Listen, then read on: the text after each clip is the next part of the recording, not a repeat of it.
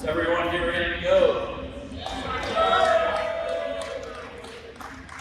3, 2, 1. We are live with the present tense. I'm Sacco, and this is the last ever episode of the present tense. And some of you might be wondering why it's me here sitting in the seat right now doing the interviewing. Well, that's because we have the most special guest tonight, Mr. Sam Stewart. Come on down.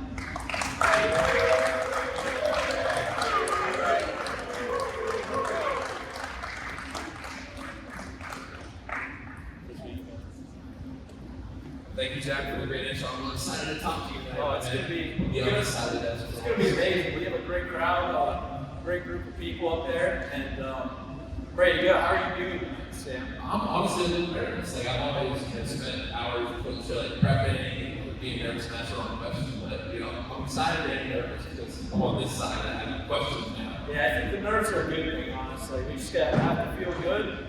Let the good times flow here. Yeah, celebrating family with your days. Yeah, I'm a little nervous, but I see all of the faces of my great friends there. Got some people who showed up. Good morning. I appreciate all y'all. I just want to say before we get started, thank you so much. I hope you have a lot of fun tonight. You listen to some great live music from Connor Mccallister, so I'm ready. Let's do it. Yeah, and before we do go, I want to say thank you. You've put a lot of energy into this show. I know that's something a lot of people enjoy is to come onto the show.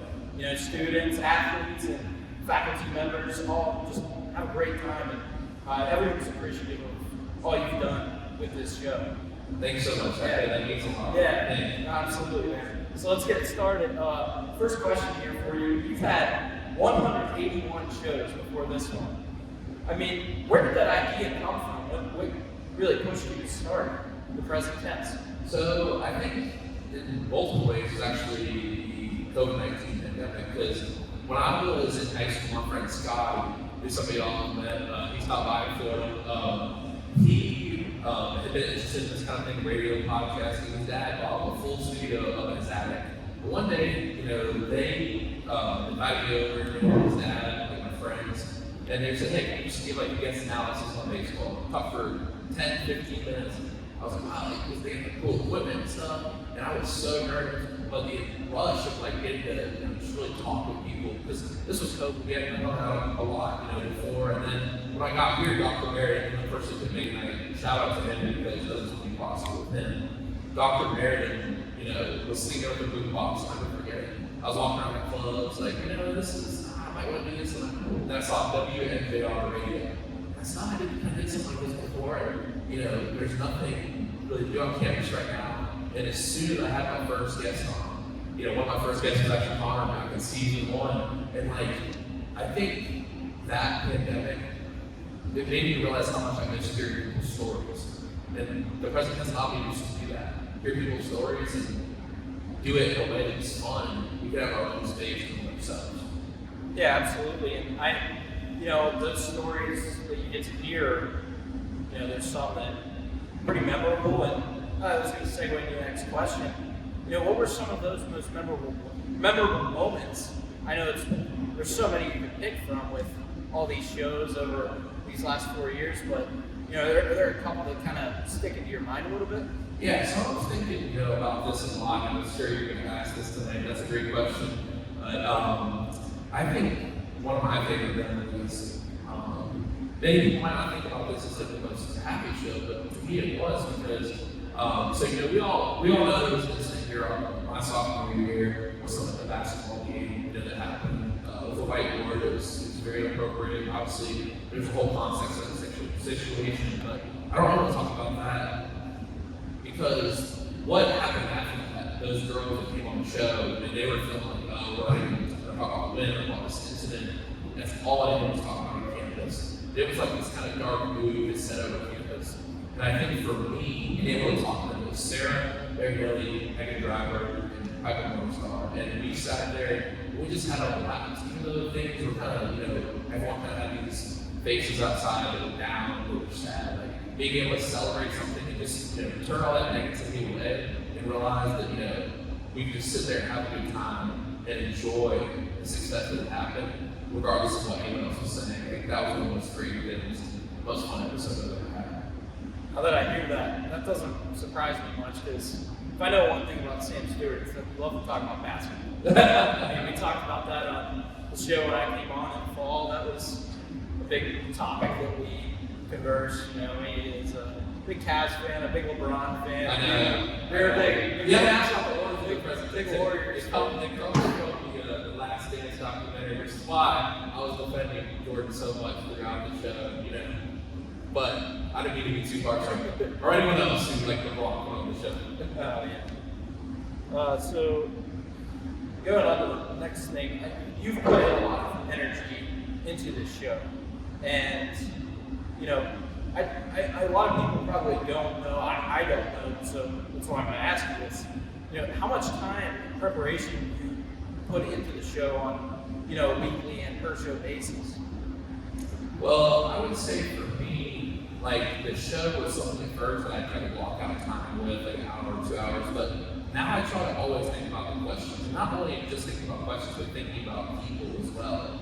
Like, I think the present tense wasn't just something that was researched. I think it was a way that I got to live in. Like, I'm thinking, you know, right now I'm seeing Brandon sitting here, like, out in the pen. I feel like the two guys are out there just, like, seriously, like, enjoying those little moments, getting ready to go into the game, like, playing the little stupid games we put out there, like, going on a hike, waking up in the morning and seeing the sun, all those little moments. I think that's how I look at it, because the more you can be in the present, the more you can enjoy those moments, the moments you get to have those conversations. Because, you know, people are busy a lot. Every time someone took an hour to spend with me, I want to be fully present for them. And I think that's when we have the best moments, when two people just fully engaged in a conversation. It was just present. I think that's something special as well. So.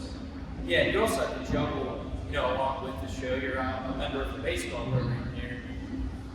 That's something that, you know, I'm a student coach, so I don't have to put anywhere near the amount of time that, you know, you guys as players have to put in. But even I find it hard at times to, you know, between school and, you know, my other activities, baseball, it becomes a lot to handle. So, you know, you have this show on top of that. And, you know, is there a certain groove that you kind of got into when it came to baseball? You know, like, what do you think of baseball? This is what I'm going to ask. You know, here's someone I'm going to have on the show later on in the season. You know, were those things that crossed your mind? They definitely were. I think one thing again that Mariano talked about was that maybe kind of media, a lot of NBA players are doing podcasts, and I think that's a really cool thing. And something that I saw kind of during that COVID pandemic, a lot of players starting podcasts and doing interviews on a really personal level. So I think for me, Jack, like it was kind of this catharsis. Like I would have a bad day on the mound, and you know, instead of going to the room, which I kind of did my freshman year, just kind of sulking on it, I got to talk about my failures with other people. And like I didn't want to just hear from baseball. I wanted to hear from people who played golf, from people who played basketball, because those are mental sports too. A lot of sports, you know, kind of use the mind in different ways. So I think for me, being able to share not only like people's life stories, but how they overcome their failures, how they overcome adversity. I think that just made me a better baseball player, if anything. And at first, I was like, you know, I'm really tired, I don't know if I want to do the show, but the more I heard those comeback stories, people talking about injuries to Chase Perry in the crowd, that he's going through an injury. You know, I don't know if Tom is telling me here tonight. This man hadn't pitched for 700 days, and he came back without winning. And like that kind of stuff just inspired me. Not only gave me more energy, but made me want to be a better baseball player. And kind of, you know, realize that I had the opportunity to do something. Some people might not have. They might be injured. They might be going through something. So it really just inspired me. It gave me more energy throughout the course of my career. Yeah. Another thing that you kind of talked about just then, about how you got to have people on the show from basically, I don't know for sure, but it seems like you had someone from every single team here on campus. And I'm going to ask you, did that really kind of change how it felt? You know, you walk around campus, see someone who maybe you hadn't talked to really before, you have them on the show, and now they seem like someone you could go talk to. All these different sports, does it make you feel more comfortable here on campus? Oh, for sure, 100%. Because like sometimes in life, especially with staying, you want to walk around, and we don't really know what's going on with people. And you know, a great example is to see Evan in the crowd. You know, we had a little talk before the show, and I remember the first episode he came on. He was talking about a game-winning goal he had, where he started crying at the end of the game, and the defenders were on the ground. It was just a beautiful sports moment he described. I remember he started tearing up in the studio. And I remember, like, I never would have noticed about this person's love they have for sports. You know, if I never would have had that game in the studio, you know, this guy just walked in. I never knew anything about water polo before, but, you know, talk about the conditioning and the adversity you got to go through this really, you know, kind of lesser known sport.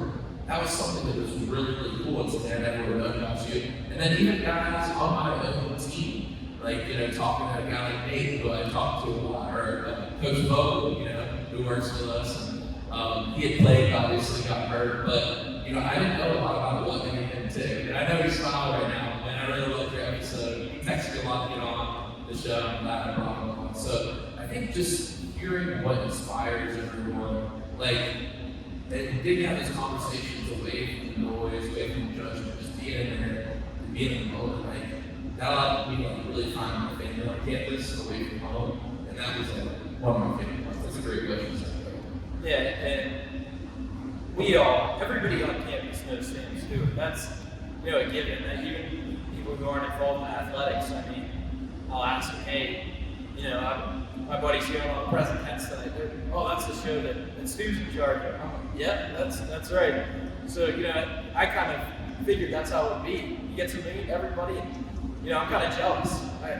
I'd like everyone to know my name too here on campus. But next question here is, you know, a lot of people who know you know a lot about your interests. You know, you're interested in sports, music, you love to play the guitar, philosophy, and media as well. Are there any other hobbies that, you know, maybe other people don't really get to see? That what's something else that really interests you? Well, I'd say for me, it's surfing.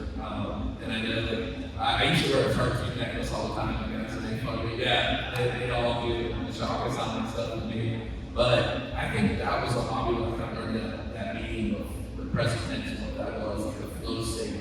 And I think for me, like, getting to go to Australia with my dad, like, my parents couldn't make it here, but my dad, just getting to be with him, surfing out there, I think it makes you appreciate the moments in life, you know, being in touch with nature. You're on this wave where for a second, you're like part of nature itself. So for me, that's some people I don't have to see here, but I think for me, it was really a big connection with me and my dad. And, you know, I'm talking about my family at the end, I'm sure, but, you know, it meant the world to me. So being able to experience like that moment with him, and, you know, it was a lot. You know? So I think those hobbies that bring you closer to people, even something like, you know, spike ball or something like that, but it's just any sport brings you closer to your friends. I'm only playing it. Now, with those friends and, you know, some of your friends who are faculty members here on campus, you know, and whatnot, who are some of the people who influenced you the most while here at Washington Jefferson? Well, that's a big question. We've got 3, 4, five great, I don't know the count, great staff members. We've got Miss Block, who's just an amazing lady, DeMarion, who we've had so many great conversations with. And not many people know this, but Dr. Klitz goes to basically every sports game that any of y'all played. He's there, our senior baseball guys, and there's so many softball leagues. And Dr. Klitz, I just want to thank you for all the support you give me. You sent me little nice notes, and I appreciate it so much. And I'm sure all the students appreciate it. Because sometimes, you know, we feel like the professor is going to kind of just want to see our grades and then see us out of the classroom. But you really take it into respect as well. Thank you. And then my main man, the first kind of staff member I talked to outside, my professor, Dr. Wolf. He's the first year student success coordinator. His original role, you know, he's got promoted the time he's been here. But I remember, you know, the way our lives were lined up, we talked. I remember I invited him on the show the first time, and he had a great quote, he had a great mindset that came to life. And even just the fact that I walked into his office and he was so excited about everything I was doing. I mean, he asked me about my photography. I didn't even think I was going to do photography. Now I'm trying to go to film school. So I'd like to thank all the faculty and everyone. Y'all meant so much to me, and y'all mean so much to everyone that's in it. So thank you. Yeah, I know two other people who, you know, have been a big part. They were on the show yesterday or Tuesday, who also played a big role, especially this year. You made your film about the rest of the team, you know, with Sonny and Nick.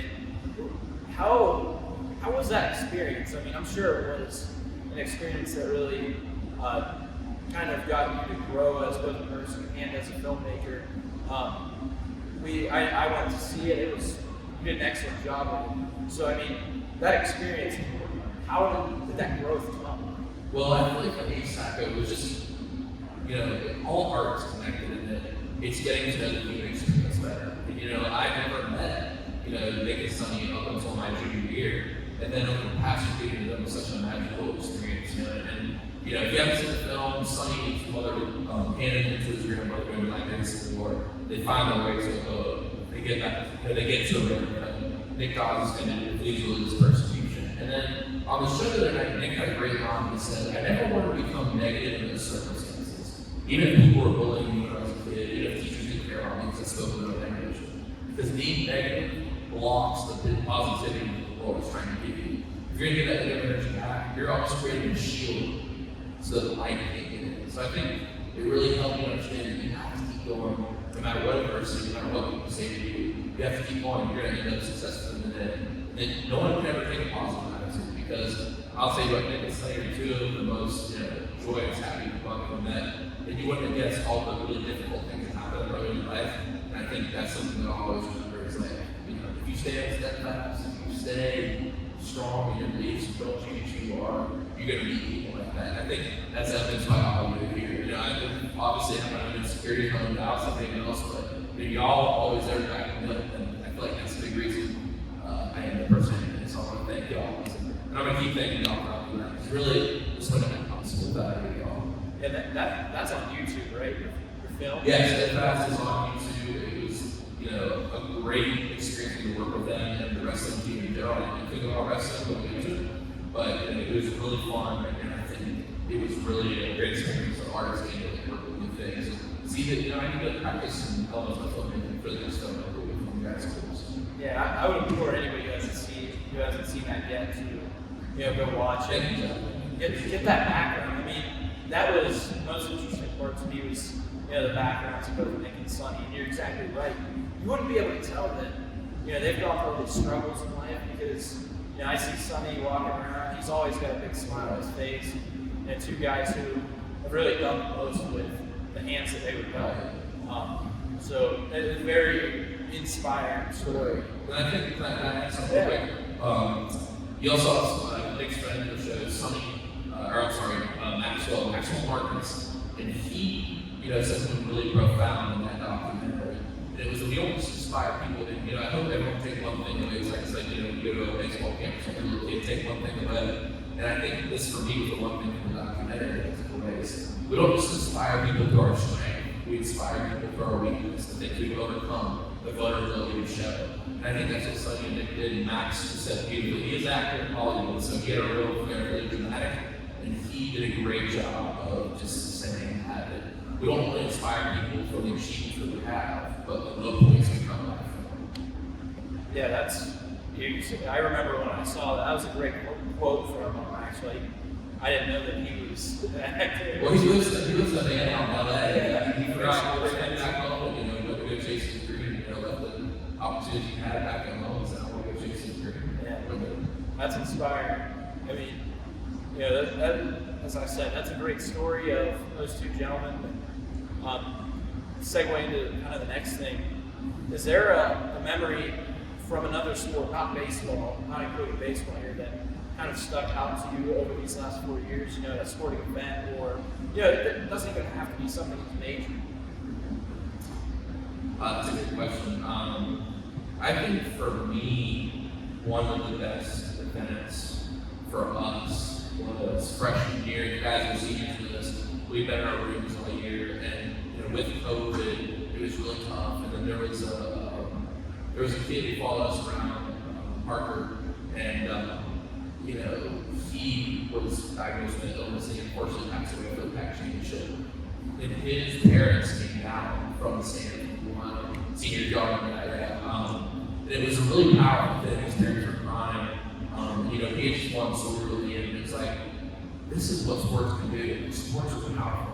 I always thought sports were something that was going to be something, that you kind of sat back and watched, you played, but now sports are emotional. Sports showcase the greatest elements of human drama. And I think all the emotions were wrapped up in that moment. And for me, I'm sure a lot of guys who went through that year, being alone, in your room by yourself, versus getting to be in that field with your teammates. That was a special moment. I'm sure it's a special moment for him too, but for me, that's probably what I would say. Yeah, I know Parker's family pretty well, and that's an inspiring story as well. With his parents, and Parker had gone through a lot of health problems throughout his entire life. And his dad Dave, even now he'll say it's made him stronger throughout all these difficulties. Despite very unfortunate news in Parker, but Parker's memory is always going to live on, especially here at WJ's and in the Washington area. That's also. So, pretty soon here, actually we'll do it right now. Abby, I know you have something prepared to bring over to Sam. It'll take a second once Abby comes down. Connor too. Yeah, and then after that, Connor Mccallister's Yeah, go ahead. So Connor, we have a funny story about how we met. He was in my floor freshman year. Like I said, we were on 11 rooms.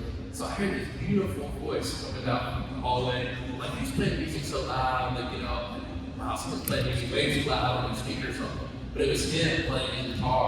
And I remember I asked him one of the first shows when President and I heard his man's voice, and it was amazing. We talked about football, happened on twice in season 1. So it's kind of a full circle moment getting, to have him on tonight and stuff. So I think for me, this is one of the coolest moments is him getting to come back. So we'll see what Abby has here. She's been like, I have something for me for like a week or so. Before Abby does this, I do want to let you guys know you're in for a real treat with this performance from Connor. We got a little taste of it while he was practicing. It was a tremendous performance.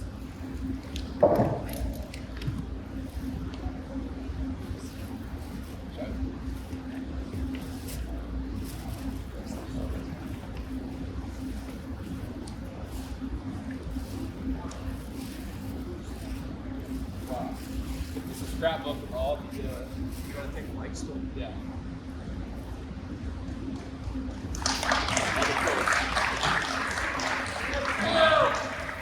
So the cool part about that is it's not like a scrapbook, but I took every single quote that y'all said on the show and put them into the book. So y'all know the book first. Abby, I love you.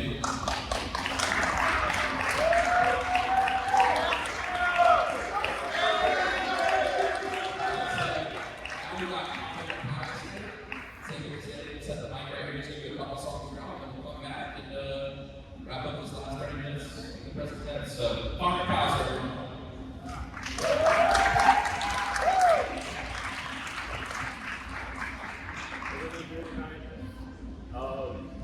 I played football here at WJ for 4 years with Coach Sirianni. I'm from Leesburg, Virginia, so I grew up playing bluegrass and country music. So if you don't like that, sorry. That's what you're going to hear tonight. Yeah, that's about it. So yeah. Give the mouthpiece turn the wrong way. Yeah. All right.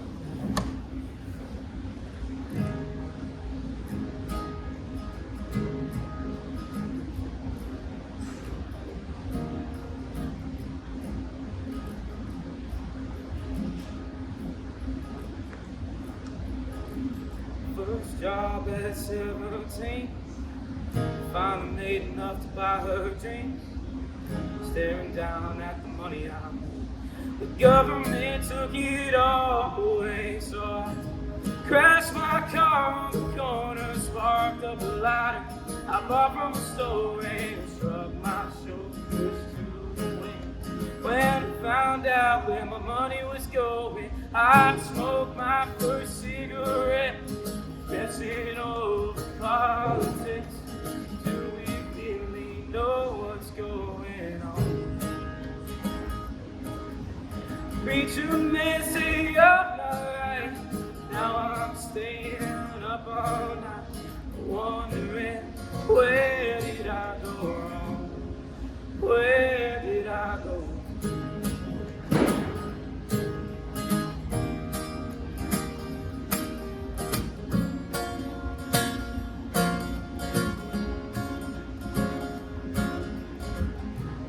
back on the good old days, all the friends and family pray. That's a lie, hating myself. I wish I would've got caught. I wish I wasn't so focused on money. I wish I wasn't so focused on status. I wish I would've known people that got in hell with all that had. I smoked my first cigarette, stressing over politics. Do we really know what's going on? We too messy up, alright. Now I'm staying up all night, wondering where did I go wrong? Where did I go?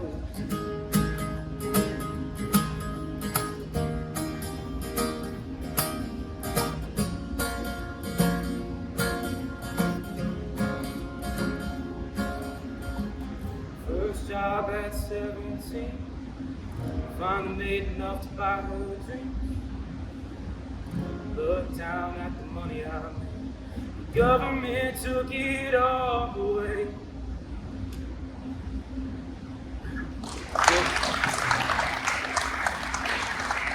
There you go. If you're a Tyler Childers fan, this song is a Tyler Childers song, so yeah.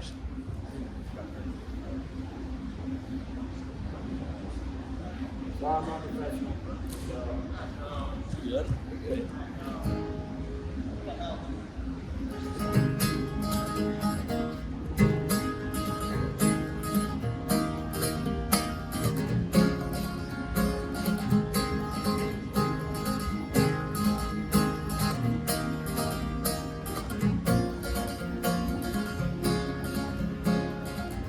I remember all them songs playing till my fingers bled. You'd sing something I'd sing with. We get drunk and go to bed.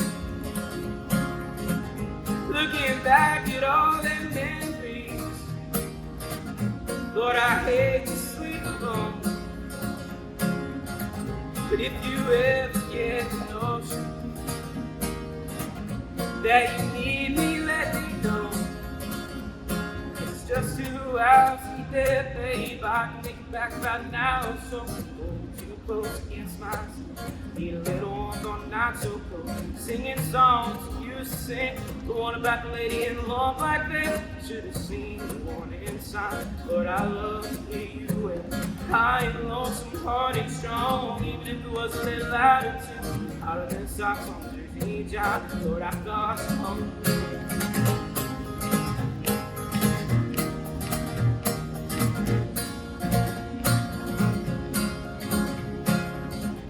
I remember all them winters,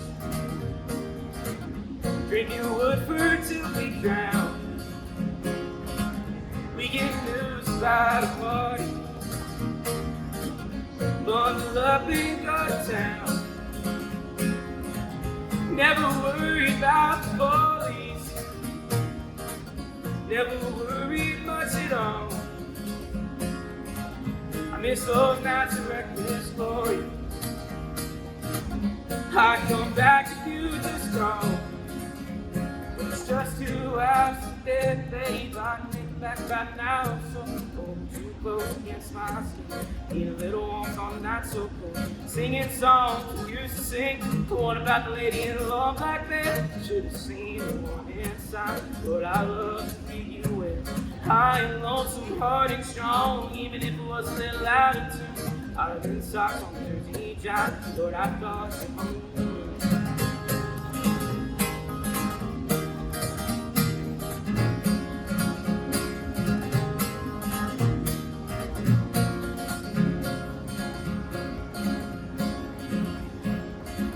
Well, out of this town we were over, just didn't feel the same. Every back road held a memory, and every memory was your name. So So it's just 2 hours to keep it late. I can make it back right now. So hold you close against my skin. Need a little warmth on a night so cold. Singing songs we used to sing. The one about the lady in the long black veil. Should have seen the warning sign. Lord, I love to hear you away. High and lonesome, hard and strong. Even if it was a little out of you. Hotter than the socks on Jersey John. Lord, I thought you home.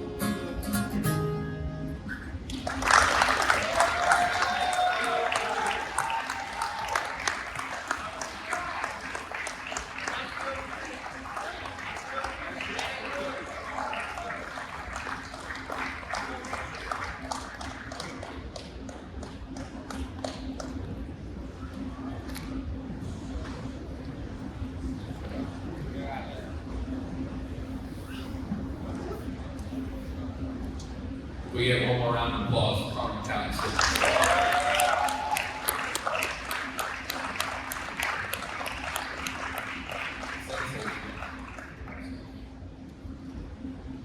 Yeah. That was a phenomenal job by Connor there. I mean, Yeah. You're well pretty slamming it, Jack. so after the break here, I was thinking about, so we were talking a lot about, your interest in filmmaking. Is there a certain, film or documentary that really sticks out to you that makes you want to go into filmmaking? I would say for me, probably Endless Summer. So big in the 60s about surfing, and just these guys who go over all over the world using surfing.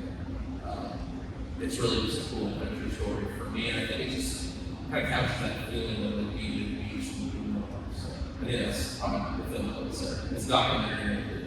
Yeah, I'm not really familiar with that. You're someone who's interested in both film and music. Is there, a music influence that goes into that? Because the arts are all one big family. Right. For me, I would say I was a really big fan of Kurt Cobain growing up. Just the way he was original and a lot of the things that he did. I really love that about him. That he wasn't trying to be anyone else. That he was kind of simply like pure emotion. And then they weren't trying to mix their musical lives, just this raw look. And I'd say also like growing up time, that he's kind of involved in this is what I'm learning how to do. Extremely popular name right now, but J. Cole was probably one of my favorites. Maybe and Julian bonded over when we were first meeting each other. But yeah, that's probably what I would say. That's a good answer. Cobain, that's an answer that Jeff Mountain would be fond of. Yeah, I think I get to watch them. Yeah, for sure. Yeah. With that, big guy always drops some good quotes, Coach Mountain. Yeah. He always, has one-liners, wisecracks. Always has great comedic timing. Is there a certain thing that he said that kind of sticks into your mind? You're one of his favorites. Every time, it was stupid. There you go. Yeah. So I mean, is there another one that kind of sticks in your head, Coach Mountain?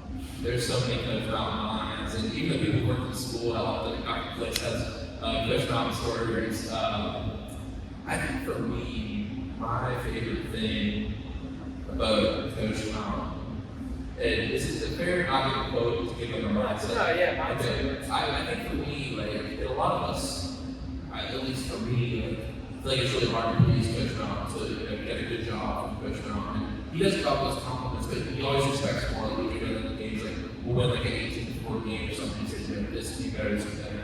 But it taught me that greatness and consistency is a thing. It's uneasy with it. And I think that, him pushing us the way he did, I understand the freshman, I understand why he won 15 miles with late. I'm sure you guys can relate, but now I see that it's about discipline, that culture starts from discipline. And I think that's something that I've always appreciated about him. And now, as I get older, I appreciate, that discipline. The reason he was so hard on us, that's the reason why he's doing it. And we have a great program here that when we sat at Levy Hall. Hopefully 4 weeks in Ohio. Series, so. Yeah, Coach Mountain, I'm sure all of us growing up playing youth sports and through high school, you see coaches who have to deal with, some unruly characters on their teams and whatnot. One thing that I've taken away from my time with baseball, even with football with Coach Sirianni, you rarely, if at all, will see a player question Coach Mountain, and I mean, even think about talking back to him. Yeah. I think that kind of goes into what you said. He kind of commands that respect, and I mean, I've never even seen somebody think about not giving him that respect, even if he might not be their favorite person. Coach Mountain's always going to get that respect. I mean, we make fun of Coach Mountain sometimes doing the personage, and I think the only person who could talk about Coach Mountain would be Tyler Bartlett. Maybe Jacob O'Donohue's in there too, but I think for me, Jack, like on a serious note, like I think we all respect Coach Mountain because we know how hard he works, we know how bad he wants it, and like as much as we kind of have fun, like to laugh, and kind of joke about some of the quotes he has at several times. I think that he cares about us, and he cares about me. He works hard to make sure we're successful, and make sure we're also successful in college. I think that's why we respect him. So I've learned a lot from that. And I know that Coach, I'm sorry you couldn't be here tonight, but he's done a lot for me, just personal stuff I've been going through. And honestly, I will never suit up and play baseball for someone else. One of my favorite memories is getting I haven't been to much here at every games, but one of those innings is the last inning Coach Mountain stopped him. I remember how happy I was to get that from Coach. Yeah, that's. He kind of always, I feel like, kind of shrugs off those accomplishments. Oh, yeah. The presidency said he doesn't want it, then we give it to him. He said he's going to hand it right to someone else. So that's how he operates, but we love him for it. He doesn't really take much credit for himself. It's always meaningful. You're exactly right. You just mentioned that's one of your favorite memories. My next question for you is, as a member of the WJ baseball program, what is your favorite memory with the program? I would say that one's my favorite. But I would say also just the bus rides, and that's I guess kind of a cliche answer, eating in columns. And the thing about life is not made of these big moments, it's made of a lot of little moments. And if you have a lot of good days in a row together, that makes a good life. So every day, we spent talking about basketball, on the comms, or in the pen, just goofing around, not paying as much attention to games as we should be, because we're talking about something in basketball or some movie or something. Those are the little moments I'll remember. And even things like, Schuster always talking about it, what's up, stupid? And, we'll talk about it. We'll listen to a Guardian TV and something, sitting on the couch, and we'll just talk about sports for a few minutes. Like being social in that way. Another thing, some of the guys are, it's amazing, all wearing t-shirts, y'all coming by, talking, y'all, those are the special moments I remember. It's not one big moment, but it's a lot of little moments. Was there someone, a teammate of yours, doesn't have to be older, could be older, younger, same group, who kind of, could inspire you and, be a leader who kind of sticks out among that group? Well, I think you have to, when you're talking about this conversation, you have to go and Tyler Bartlett. But for me, obviously I played a lot, but for me, still younger, my own picture of Tyler Michael's, just because I feel like we're the same in a lot of ways. We like the radio, we like the music, we like a lot of different sports. And for me, Zito was the type of thing, he's a person, and he understood some of the things I was going through. So I think that, and then, here's the truth, guys, I'm not the same as y'all here. Honestly, a lot of the guys inspire me on this team because y'all come in and the moment, and it's these are moments where I'm struggling, getting to play my first college season. I wasn't very good, and all of them doing great, had great attitudes, Cruz is out there having fun, laughing up at his first one run, jumping around the bases.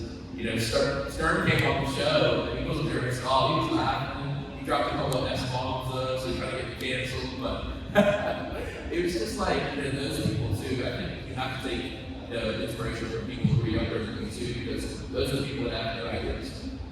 That's a great point. That's kind of why I prefaced it with that, because someone like you, I know you really do find that value in everybody. It doesn't have to be someone who you're all that similar with, or someone who's different from you and has different interests. You can still find something to talk about, find something to start a conversation. And I think one thing I thought about, obviously, in the seniors, guys are really in their sports careers, it's a thing that was in college the best years of my life. It's not because of the events, it's not because the parties or whatever. It's because you get to be social and be around your friends every day. So I think that's one of the best parts of college. You get to talk to people who are different. You know, someone who might play a sport like water polo or field hockey or something that you might not have ever heard of, and hearing their life experience is going to tell you something about yourself. Now we can talk about baseball here in the last 15 minutes. We can segue away from it a little bit.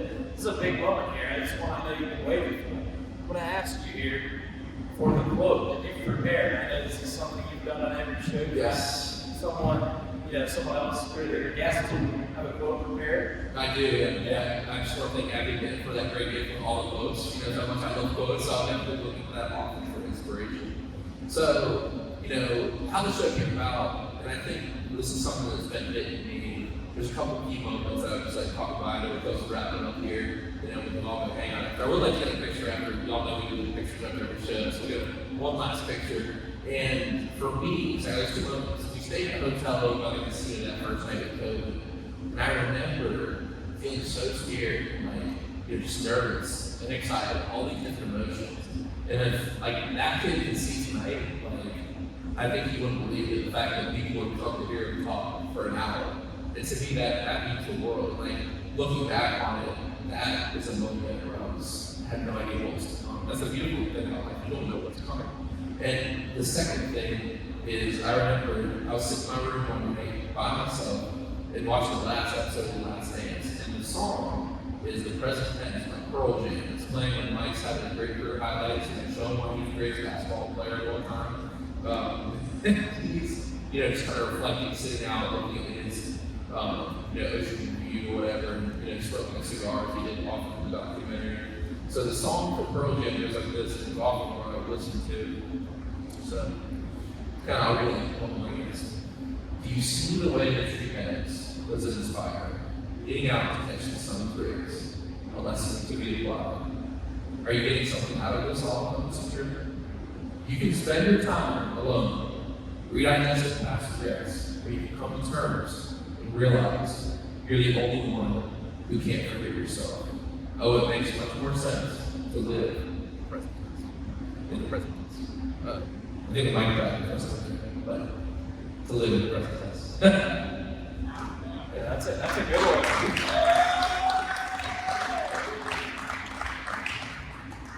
I'm not really familiar with that song, so I'll check it out. So, tribute, and the only person who ever knew where the show's name was from, Coach Mountain, because that's the third song off of their album in Blank Here. He has a steel craft on him, but yeah, he goes, oh yeah, that's one of my favorite songs. I listened to that whole album, and I was like, oh, that's awesome. So, yeah, it's a song that's very special to me and my grandma. She'll be watching this later. She's going to have her show. We always talk about that episode of The Last Dance. And I know, she's thinking about Mike before doing wrong, but I think one of the things I appreciate about Mike, and they say that he's playing piano, is, I'm living in the present tense. They're asking, Mike, can you come back next year? You're playing a team with this group. He says, I'm just enjoying this moment right now. So I think, I'll never be Michael Jordan. A lot of people will never try to own anything they do as a filmmaker, as an artist, as a basketball player, but I think they also listen from him and, the great Kobe Bryant too about living in the moment. So that was something that inspired me, pushing through during that moment right there, sitting at Marshall Hall, listening to the last episode of The Last Dance. Yeah, it's a tough expectation to put on yourself to be as great as one of the top 2 basketball players of all time. Well, I think that's the thing too, is you don't have to compare yourself to other people. Compare yourself to the person you were yesterday. And the thing that I like too, one of my favorite quotes is, treat yourself like someone you're responsible for. Oftentimes we're so hard on ourselves, talk about the bullpen, and sometimes you're out there and you're really angry. But think about when you welcome someone back to the bullpen for a foul, or someone off the pitch after a rough game quarter. You're going to treat them with respect. You're going to say, hey, keep your head up. So why can't we say that to ourselves? I think building that positive image of yourself and working towards that's something we can all look to improve on. Like instead of striking out, think about what if one of my teammates just strike out when I say that they stop their carry. No, I say, hey, keep your head up. So be your biggest fan, because sometimes that's might be all you have.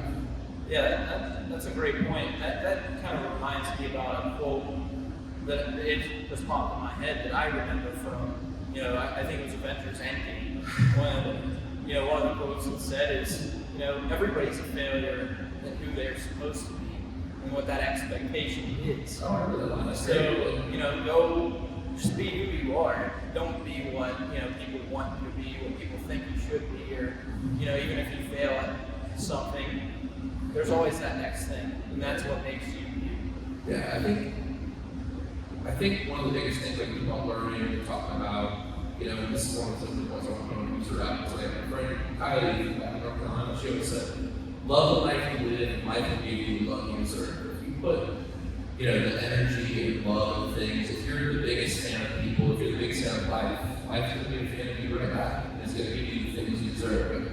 But you wake up in the morning, and sometimes it makes you tell the world's a difficult place, but you try and find the little moments. My mom, I feel there's really energy. There's good times, bad times, you get the good ones. And I thought, well, this is for a coach I'm going to stay right here a little bit neutral. But in the good times, you want to be grateful and remember all those people you have beside you.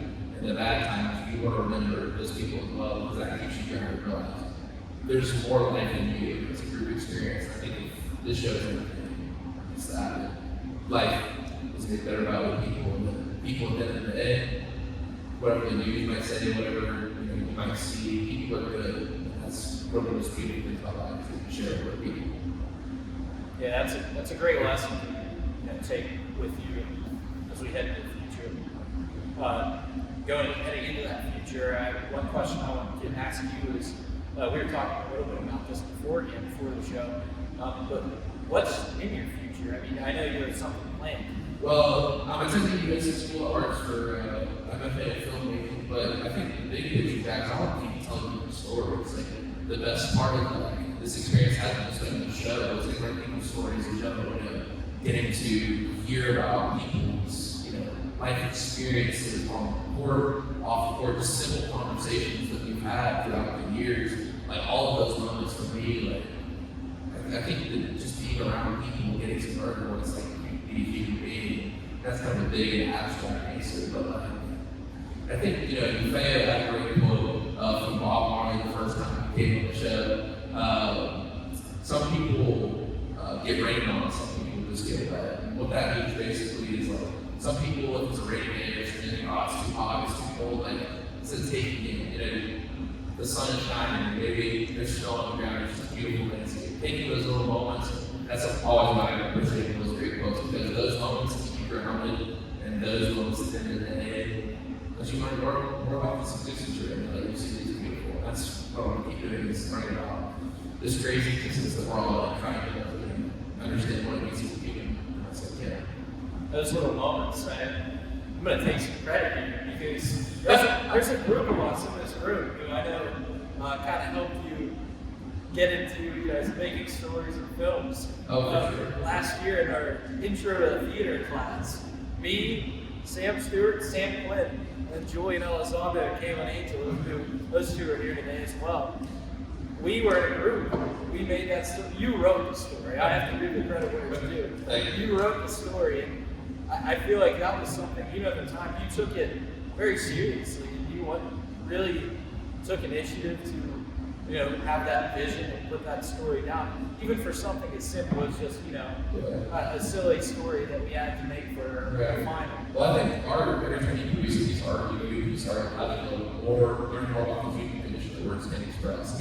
But I think that translates over to sport. When you see a beautiful pitch, when you see a ball that's hit perfectly, when you see a perfect jump shot, Jamal Murray said it, you not just like, wow, it just shows that people are incredible things that they can do, and that art extends beyond the films, beyond the books. And the great part about sports is it showcases the wide range of human emotions, and that's why it's the greatest human drama of all time.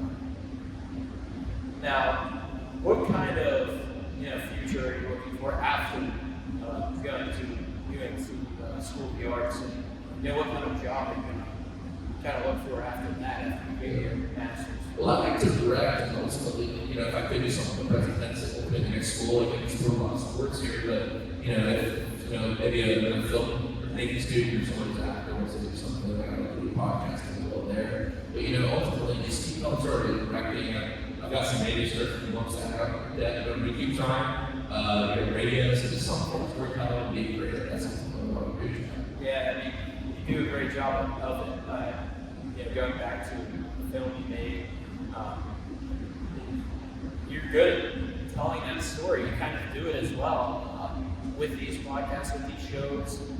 You kind of can pull the story out of, your guest. And I think that's another big part of it is, if you can discover who people are, it kind of opens up who you are, and also can give you more material, more ideas for what you want to write about, For sure. or make a film about. For sure. I don't think any viewers want to based on what you know. But I want to say too that you are a great contributor to stories that people hear. Some people may not watch the digital network as well, athletes here, but you do a great job making people feel important in their stories. Someone's paying attention to them. That's what I always try to do, is pay attention to the stories, shine light on that. But when you're calling with the energy you call, you have things like that. You talk about this episode on the Pack Sports Every Night. You give me shout outs, and I always wanted to say thank you for paying attention to my stuff. I wouldn't have it any other way. I really appreciate you. You've done a great job. I appreciate that. That's something I always like to do.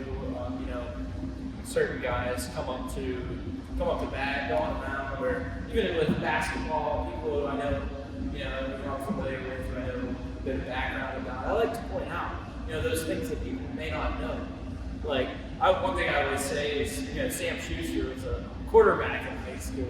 I know Coach Mccallister for that one out there. Max Stanger, when he goes on the mound, I always like to point out he's a very talented musician, and these are things that I think people should know. I mean, no one's ever just one person. It's always important to point out the multitude of things and interests that people have.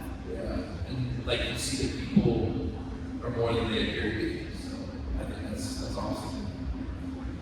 Now that we're getting closer here to the finish line, I have to ask you, what does it feel to be on the opposite end of things here? I mean, you're usually the guy interrogating, asking the questions. Interrogating is a strong word. I don't know if I go that far, but sometimes I stick around you guys' LinkedIn pages and stuff, and Instagrams and all that different kind of stuff. So I think for me, Sacco, the goal today was really, for anyone who wanted to come by or watch the interview too. I have had the experience of getting this knowledge, but it's not mine. It's the people, and there's so many different shows and friends, my good buddy Kiki, who's out working this week, making a show about so many different people, a couple golfers, Warren, Coleman, Alex, Katie Hahn, Piper, that I mentioned earlier. All these people are kind of, moved on from school now.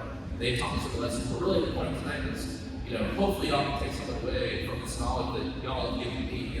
I'm a person who got to listen to it for 181 episodes, 182 now, and less by that. So, just to share that knowledge and realize that, you might have been telling your stories and teaching people at home, but really I feel like I was the one who was the most blessed getting to listen to you guys every Tuesday and Thursday. And I'll miss it. I feel like, when this is done for me, so I'll be like, oh, it's Tuesday night, you gotta have it. Then it won't be there anymore. But, life is about adventures, and I think the full circle moments in life are beautiful. And getting to see you guys all every night, this is really been special for me. So. Well, Sam, I mean, I really don't have anything else for you. Is there anything that you'd like to add? We have a little bit more time left here. Anything that's on your mind? Yeah, I think, I know everyone's ready to go hang out on one of our last free Thursday this year. But I would just like to say a couple of things that I've learned. I think that it's important to realize that everyone's going to fail in life, and that the important part in life is not that we fail, but that we get back up and do it with a smiling face. And that can be very difficult sometimes, but the beauty of life is the ups and the downs. And I think the best way that someone put it is probably how is that, when bad things happen, like Katie Hahn, she got the field year ethics in the professional sector, but she talked about if a character in a movie or book has no bad things happening to them, how can there be any character development? So when we go through difficult things in life, it's part of our character development. It's part of the things that make us grow as a person. Get to that final chapter, you have to have certain things happen to you to come here, you're supposed to be, you just don't see it that moment. And I've also learned that full circle moments, everyone has a way, you just have to keep going. Some people will, be going in life and stop here instead of getting that full circle moment that they deserve. You have to keep going, and you have to realize it's all part of character development. For when you get to that end of the book, you're going to be the person you're supposed to be. You have to keep going. And so I think for me, that was a big lesson. And just the fact that you have to have good characters in your story. The main character is doing his quest. You know, everyone's the main character in life. The beautiful part about life is we're all authors, we're all creators. We're creating the most amazing character every day, and that's yourself. Every decision you make is a line of book. You're creating it. But you have to have good characters around you.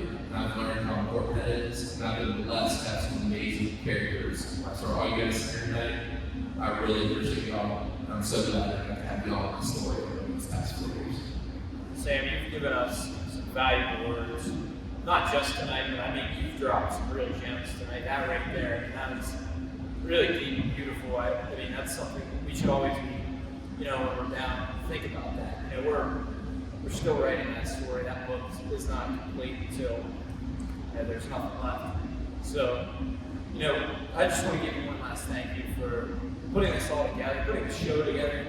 Especially thank you for, trusting me to host this for you. I mean, it's a big honor. I really do appreciate it, and that you would think of me for this. And I think it was an excellent idea to have you as a guest so that we can, truly dig deep into who Sam Stewart is. Well, Jack, I want to thank you. I want to thank all my family, and once again, all you guys who came. And, whatever the next chapter happens, I know it's going to be great for you, Jack, for everyone here. And I just want to say, once again, thanks to my family, my mom, my dad, my brother, my grandma always thanks me for the show. Family is very important to me. And I think that y'all have, not just become great friends, but become my family. And that has made these 4 years truly incredible. And the present tense, the experience of a lifetime. I don't think, I'm just so blessed to be able to do something I love to do every Tuesday and Thursday night and get to do it with my best friends. So, that's all I have to say. And then one last time, how about you sign us off here with the present tense? Everyone have a great night and let's live in the present tense. Thank you, Jack.